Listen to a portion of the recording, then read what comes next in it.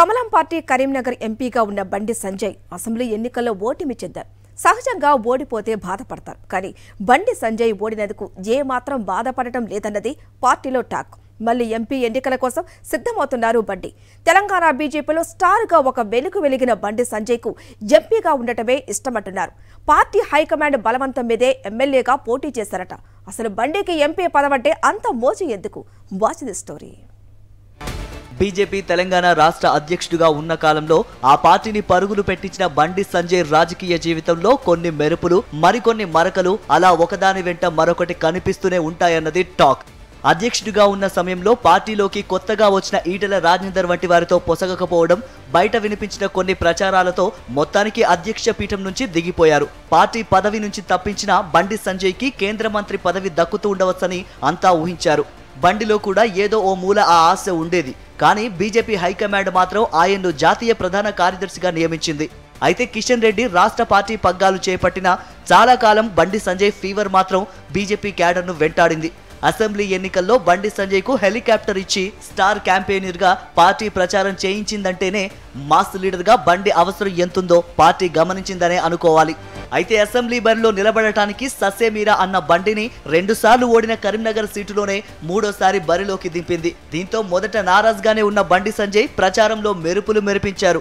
ఒక దశలో అన్ని సర్వేలు, ఇంటెలిజెన్స్ రిపోర్ట్స్ కూడా బండిదే విజయం అని తేల్చాయి.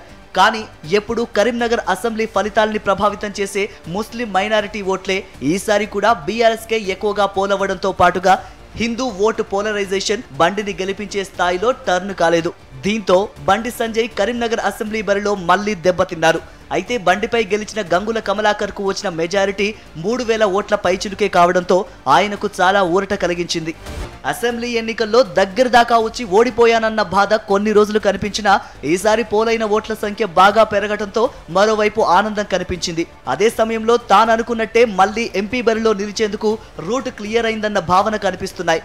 సాధారణంగా గెలిచిన వారు సెలబ్రేట్ చేసుకుంటారు. కానీ బండి సంజయ్ తాను ఓటమి పాలైనా తన కొరకు కష్టించిన కార్యకర్తలు, మీడియా ప్రతినిధులు, బంధుమిత్రులందరినీ పిలిచి ఓ పెద్ద విందే ఏర్పాటు చేశారు. ఇక పార్లమెంటు ఎన్నికలే తన టార్గెట్ గా బండి ప్రయత్నాలు మొదలుపెట్టారు. కరీంనగర్ పార్లమెంటు పరిధిలోని 7 అసెంబ్లీ సెగ్మెంట్లకు సంబంధించిన ముఖ్య నాయకులతో భేటీ అయ్యారు.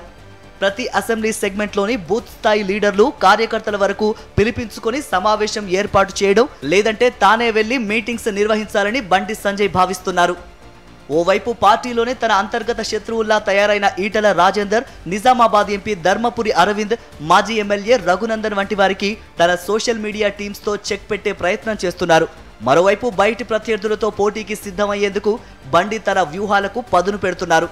మొత్తంగా కార్పొరేటర్ స్థాయి నుంచి ఎదిగిన బండి రాజకీయ జీవితంలో కొన్ని ఓటములు, మరికొన్ని విజయాలు కలిసి బాగా రాటు దేల్చాయనే కామెంట్స్ పొలిటికల్ సర్కిల్స్ లో వినిపిస్తున్నాయి.